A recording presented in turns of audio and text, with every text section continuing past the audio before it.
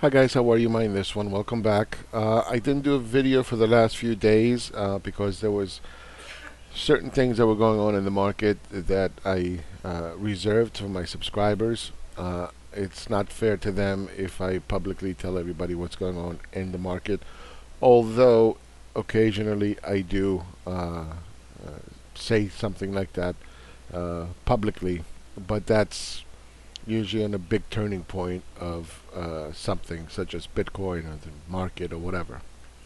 Now, if you're interested to learn how I do things, which is completely original, it's nothing like anybody else does, okay? And I know you heard that a million times, but believe me, if you come down to patreon.com and you join us, everything is done live, 24 hours a day, 7 days a week. We have instructors that are there to help you. You will see in the first month that what I tell you is actually the way things are, not because the way I think or feel or my hunches tell me or I guess what the number is going to be or I know because I don't know. If that makes any sense, okay? I don't guess, okay? I just let the data do all the talking.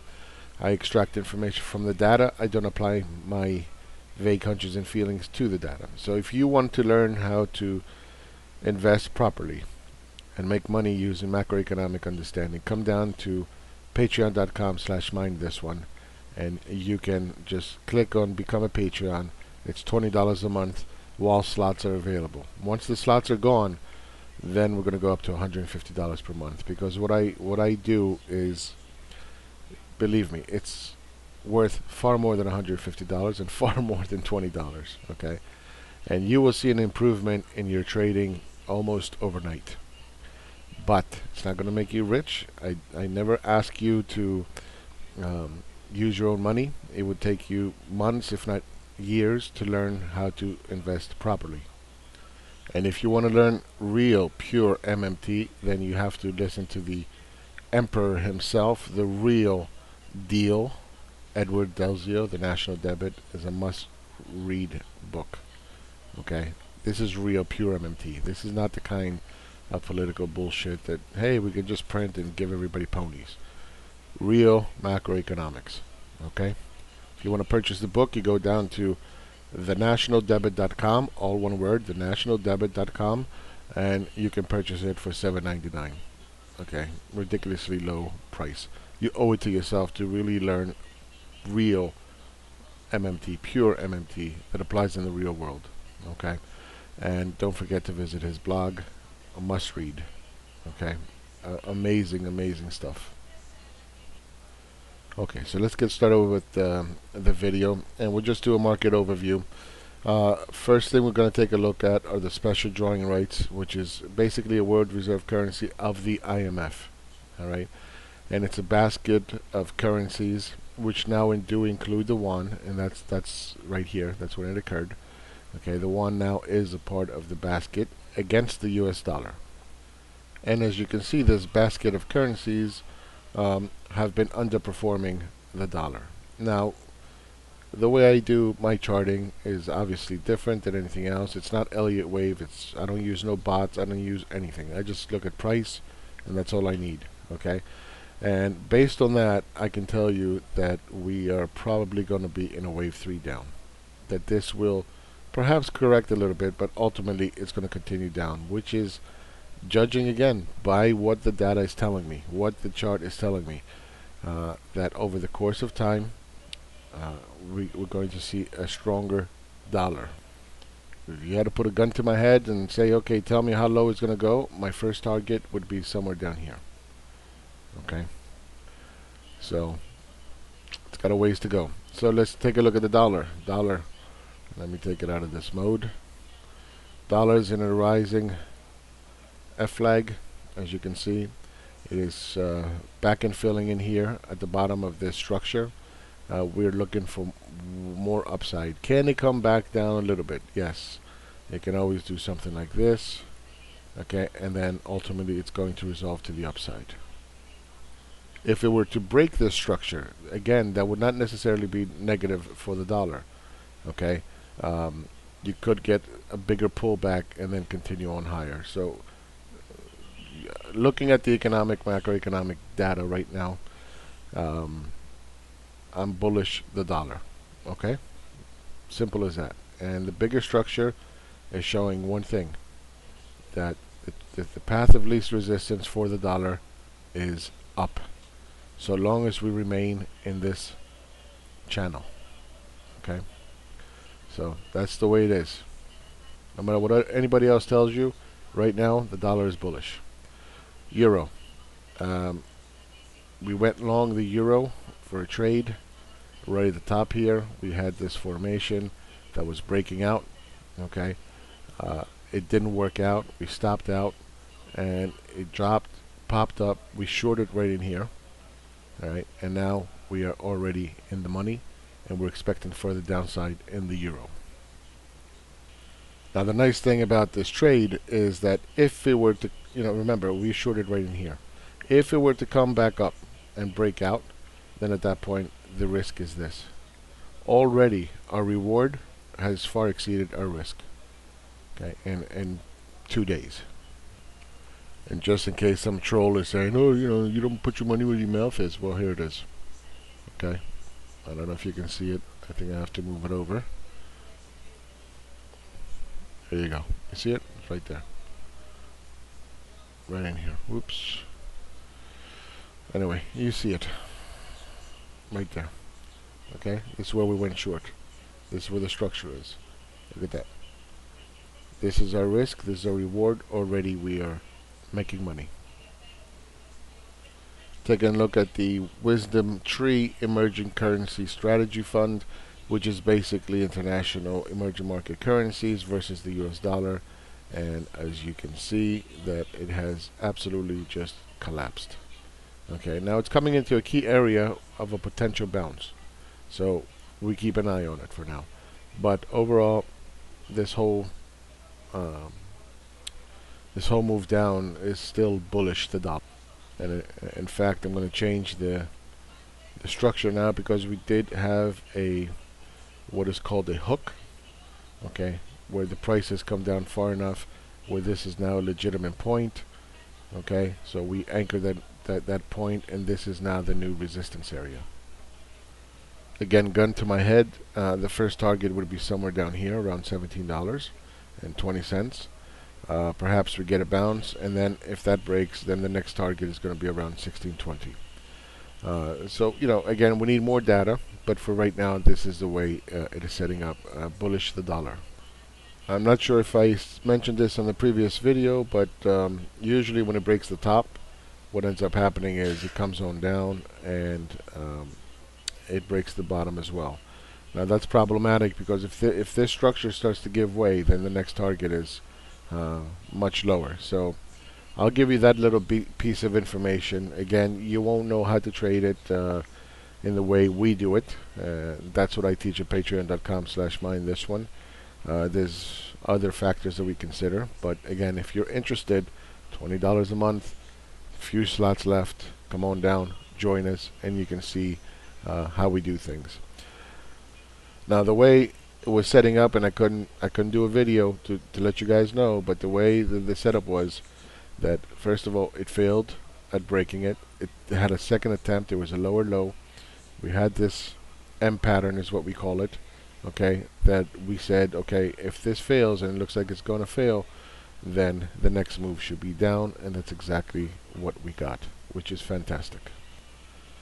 Taking a look at the NASDAQ. The NASDAQ, pretty much the same thing. There's a structure that we saw right in here, which is a drop, then a thick move up, and then I said there's going to be another drop, and that drop is going to break the previous structure, which is right in here, and then that's going to lead to a further downside.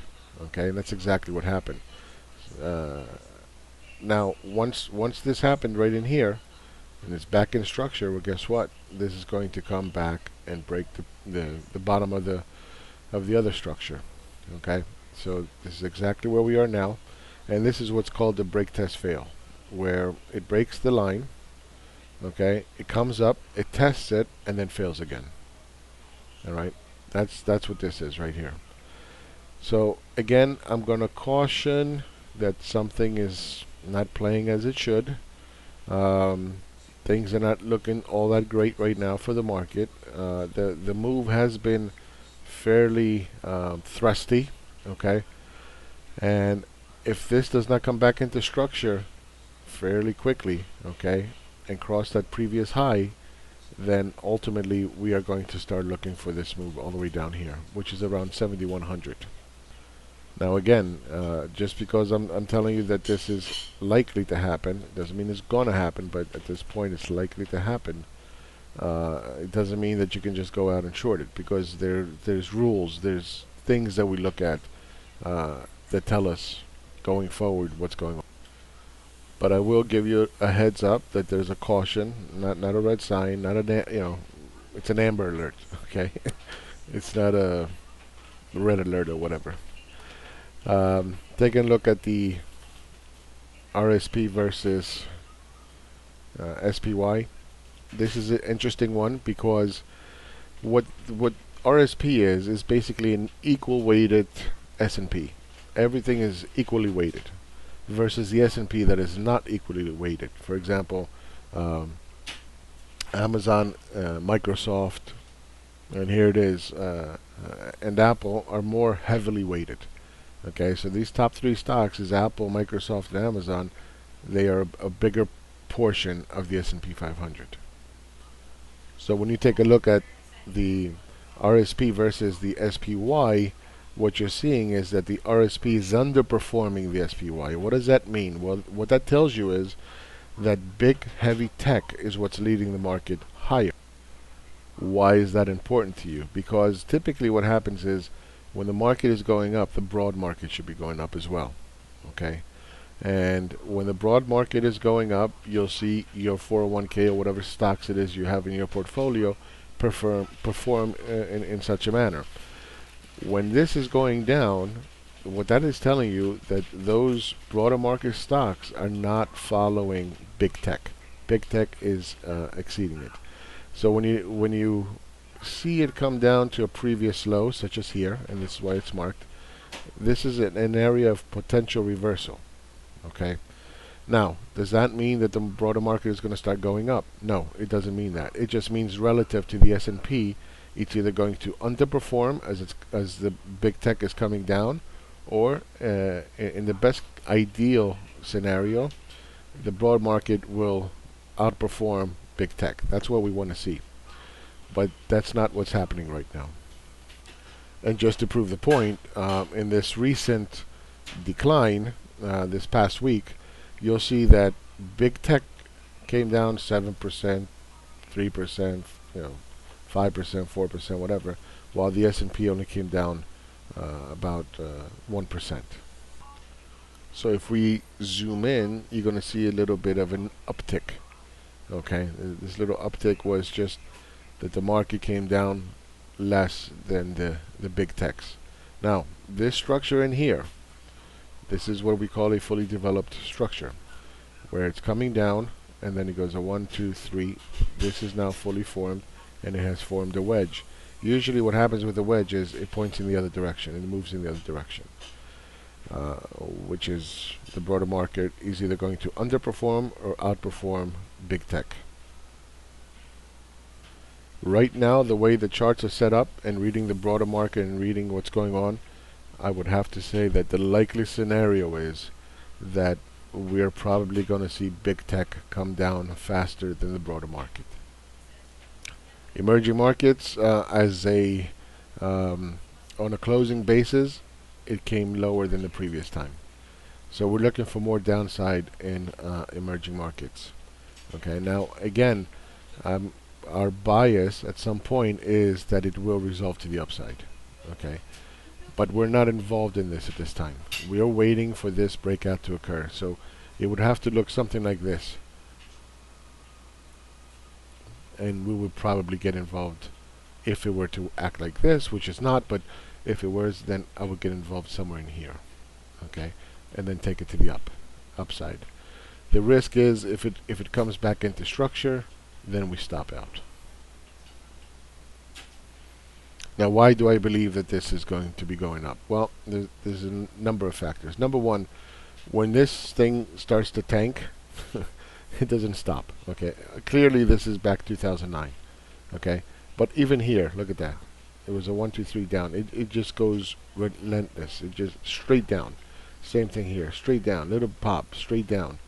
Okay, they don't typically come down like this into a structure.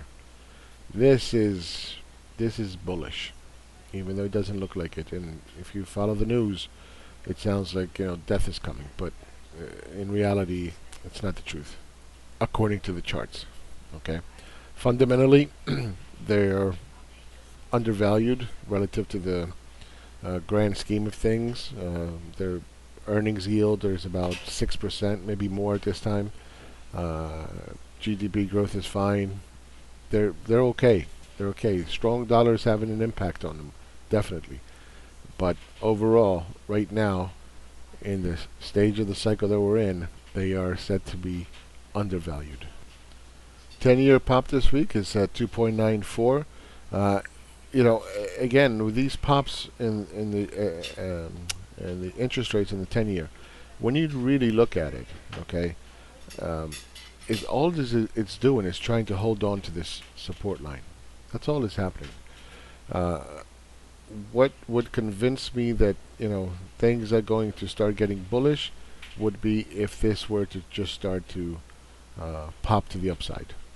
Okay, this structure, which is 1, 2, 3 down, starts to pop to the upside, which at this time is not very likely. What's more likely to happen? And here it is, 1, 2, 3. What's more likely to happen is that it will probably continue on up and then just drop, because this structure in here is pointing upwards, which means it's likely going to come down. Now, remember, I'm saying likely. I'm not predicting anything. I don't know. I couldn't tell you what's going to happen tomorrow or the day after, and no one else can. No one on the planet can tell you that. And anybody that tells you they know, they're full of shit. They're lying to you. What I do is I pick good risk rewards. That's it. That's all I do. And I just happen to be good at it. Now, on a fundamental basis, we just had 201,000 jobs created, 3.9% unemployment. That is, again, near full employment. There should be some kind of inflation under those circumstances. We have tax cuts. Okay, that means more money in the private sector. Where in the private sector? Mostly in the savings, but still, it is a tax cut. We have increased deficits. Okay, we're going to go to $1 trillion deficits. That should also be inflationary. But despite all that, we are only 2.94, which is not a whole hell of a lot. Okay. Relatively speaking. So, on a headline inflation is what, 2.9, something like that. So again, real interest rates is not that high. 10, 11, 12% is high. That's high interest rates. 2.94, 3% is not high. Anyway, the structure is pointing lower. Okay, it's coming up. Likely at some point we're going to see coming down, and that's about it. I covered, I think, all the major markets. Oil, maybe you want to take a look at. Oil, it's not looking too good. Again, we have the wedge. Wedge is a big theme right now. So we have a nice big run up. We're looking for some downside. That's, again, it's going to take some time on a smaller time frame. As you can see, the wedge broke to the upside. That's great. It's either going to be a 1, 2, 3 up, or this is just corrective for a 1, 2, 3 down. 1, 2, 3 down. I think at this point we're just going to wait for some more information, but it looks like it's breaking this. It already broke it once, now it's breaking it again. The likelihood is that this is going to continue on down, and it will break the whole entire structure at some point in the future. But again, we need more data, not enough. And when we do get enough data, unfortunately, I'm sorry, but I'm not going to, give it out for free. Come down to patreon.com/mindthisone, and I'll be more than happy to teach you how to understand macroeconomics using the MMT tool and bare knuckle charting, so you can understand how to analyze charts properly and pick good risk rewards. Patreon.com/mindthisone. Become a patron. $20 a month. You don't like it, unsubscribe. That's it. Thank you very much. I'll talk to you soon. Bye-bye.